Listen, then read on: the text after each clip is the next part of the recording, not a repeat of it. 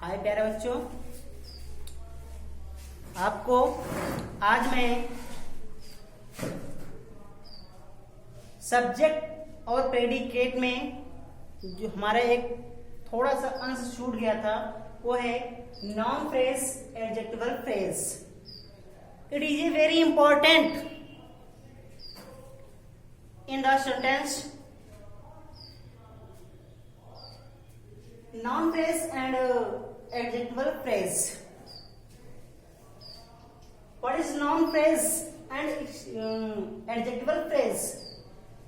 Noun phrase में क्या है कि जो हमारे nouns हैं, जो हमारे कर्ता हैं, उनको ठीक है विशेषता प्रकट करना, और क्या नाम है एडजेक्टिवल है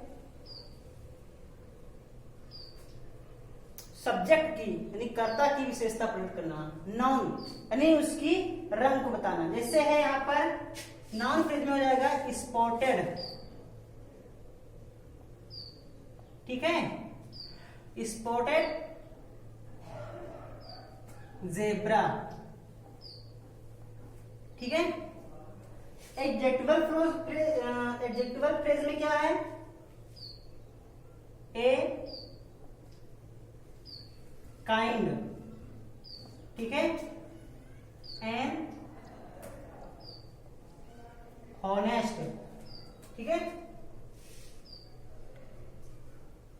अब हम समझते हैं नॉन फ्रेज और एडजेक्टिवल फ्रेज।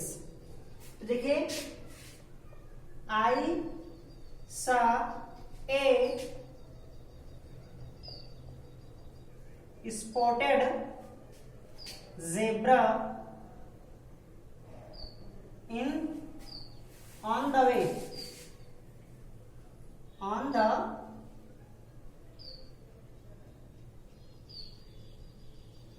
way। तो ए स्पॉटेड जेब्रा यहां पर नाउन फ्रेज है, ठीक है।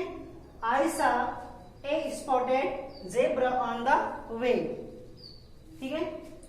तो ये नाउन फ्रेज है। इसके बाद में है आई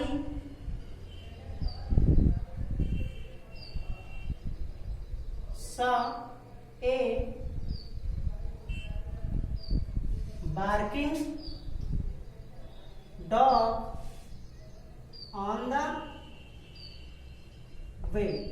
अब एक बार्किंग डॉग भी क्या नाम है नाउन फ्रेज है, ठीक है। तो जो वाक्य के बीच में स्पॉटेड यानी कर्ता की विशेषता को बताए वो नाउन फ्रेज है, ठीक है। वो कैसा है स्पॉटेड यानी ये नाउन है, जेब्रा क्या है आपका नाउन है, डॉग क्या है नाउन है, लेकिन इसके साथ में स्पॉटेड, स्पॉटेड मतलब होता है चित्तीदार, यानी उसकी विशेषता को बताता है, इसलिए नाउन फ्रेज है। बार्किंग डॉग यानी बार्किंग होता है भौंकना यानी भौंकने वाला, तो यहाँ पर डॉग में क्या कुत्ता होता है, लेकिन उसकी आदत को बताता है, इसलिए नाउन फ्रेज है। फिर है एडजेक्टिवल फ्रेज। तो यहां पर आपका हो जाएगा सी वाज ए काइंड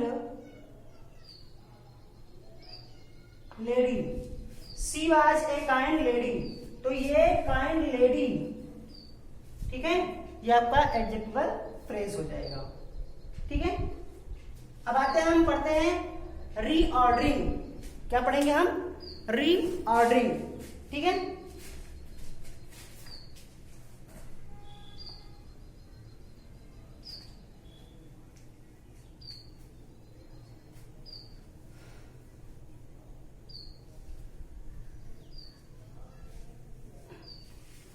कैसे हो जाएगा एडजेक्टिव फ्रेज में? He lives a huge cave, यानी he lives a huge cave यानी वह एक, ठीक है, विशाल बड़े सी गुफा में रहता है। तो ये एडजेक्टिवल फ्रेज हो जाएगा। इतना है तो कॉम्प्लीमेंट, लेकिन एडजेक्टिवल फ्रेज हो जाएगा, ठीक है। She was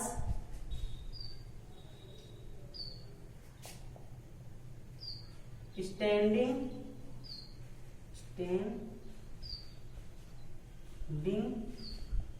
in the room. ठीक है, ये इन द रूम, ठीक है, she was standing in the room besides me, beside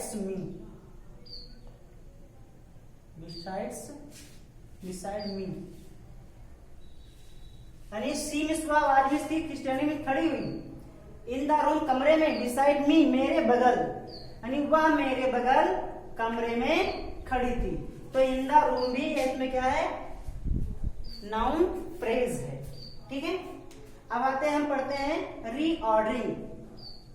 reordering means क्या होता है, रीऑर्डरिंग मीन्स होता है सही क्रम से शब्दों को लिखना, शब्दों को सही क्रम से लिखना।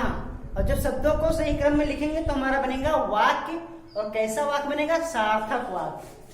तो हमने लिखा है सा आई एंड वॉकिंग, ठीक है, मैन ऑन रोड। अब इसमें हम आपको बताएंगे, पहले सब्जेक्ट ढूंढेंगे, सब्जेक्ट के बाद में हमारा क्या क्वालिफायर, डिटरमिनर क्या है, सबसे पहले डिटरमिनर के बाद में हमारा क्वालिफायर के बाद में मेन वर्ड के बाद सहायक क्रिया के बाद अगर देखते हैं फिर मेन वर्ब। ठीक है, मेन वर्ब के बाद में फिर हमारा ऑब्जेक्ट क्या है और क्या नाम है, कॉम्प्लीमेंट क्या है। तो स्टेप बाय स्टेप हम समझते हैं। तो इसमें लिखा है सा आई ए वॉकिंग, ठीक है, saw I a walking man the on road. तो सबसे पहले लिखेंगे सब्जेक्ट हमारा क्या है, ढूंढते हैं। तो ढूंढे, इसमें सब्जेक्ट क्या बना, आई है, तो लिखेंगे आई। वर्ब क्या है, saw, I saw. A man, I saw a man, ठीक है, वॉकिंग ऑन द रोड। मैंने आई मिस मैंने, सा मिस देखा, ए मिस एक, मैन मिस आदमी को, वॉकिंग मिस चलते हुए, ऑन द रोड मिस सड़क पर। यानी अब इसका अर्थ निकल रहा है लेकिन इसका अर्थ नहीं निकला। तो रीऑर्डरिंग मतलब होता है कि हमें निरर्थक को, जो हमारे शब्द हैं वो अलग अलग हैं, उनको जोड़कर सही क्रम में लिखकर सार्थक शब्द बनाया जाए, सार्थक वाक्य बनाया जाए, वो हमारे रीऑर्डरिंग है। तो आई saw a man walking on the road, यानी मैंने एक व्यक्ति को सड़क पर चलते हुए देखा। Was एन गर्ल हॉनेस्ट रिया, इसमें लिखेंगे हम सब्जेक्ट हमारी क्या है, रिया, लिखेंगे रिया was सहायक क्रिया होगी, एन हॉनेस्ट गर्ल, ठीक है, रिया was एन हॉनेस्ट गर्ल, ये आपका हो जाएगा। फिर 10 rupees note me gave a my elder brother, लिखेंगे क्या हम, सबसे पहले लिखेंगे सब्जेक्ट माई एल्डर ब्रदर। तो यहां पर माई एल्डर ब्रदर, तो माई आपका डिटरमिनर है, माई आपका क्या है, डिटरमिनर है, ठीक है। तो डिटरमिनर लिखेंगे माई के बाद हम ढूंढेंगे एडजेक्टिव, इसमें क्वालिफायर है कि नहीं है। तो क्वालिफायर क्या है, एल्डर में होता है बड़ा, माई एल्डर। अब मेन वर्ड क्या है, तो मेन वर्ड हमारा क्या है, ब्रदर, ठीक है, ब्रदर, माई एल्डर ब्रदर।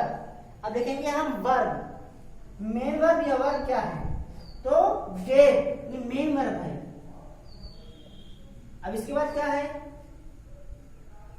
लिखेंगे हम इनडायरेक्ट ऑब्जेक्ट। इनडायरेक्ट ऑब्जेक्ट क्या है, मी, गेव मी। कहीं कहीं वाक्यों में डायरेक्ट ऑब्जेक्ट की जगह पे इनडायरेक्ट हो जाता है, और कहीं कहीं पर क्या नाम है, इनडायरेक्ट की जगह पे डायरेक्ट, और कहीं कहीं डायरेक्ट की जगह पे इनडायरेक्ट हो जाता है। ठीक है, तो गेव मी पैसिव वॉइस में ऐसा होता है, ऐसा पैसिव वॉइस में होता है। ठीक है, तो my elder brother gave me, अब क्या है हमारा इनडायरेक्ट ऑब्जेक्ट हमने लिख दिया। अब डायरेक्ट ऑब्जेक्ट क्या लिखेंगे, ए 10 रुपीज नोट, ए 10 रुपीज नोट। आज क्या होगा, माई एल्डर ब्रदर, मेरा बड़ा भाई, गेव मीन्स दिया, मी मीन्स मुझे, ए 10 रुपीज नोट यानी एक 10 रुपए का नोट। ठीक है, तो मेरे बड़े भाई ने मुझे 10 रुपए का, एक 10 रुपए का नोट दिया। ठीक है, तो इस तरह से हम सही इस शब्दों को सही क्रम में लिखकर उसका सार्थक अर्थ निकालकर रीऑर्डरिंग करते हैं। ठीक है, तो आज की वीडियो में इतना ही बताएंगे, कल आपको रीऑर्डरिंग के बारे में और अधिक हम चर्चा करेंगे।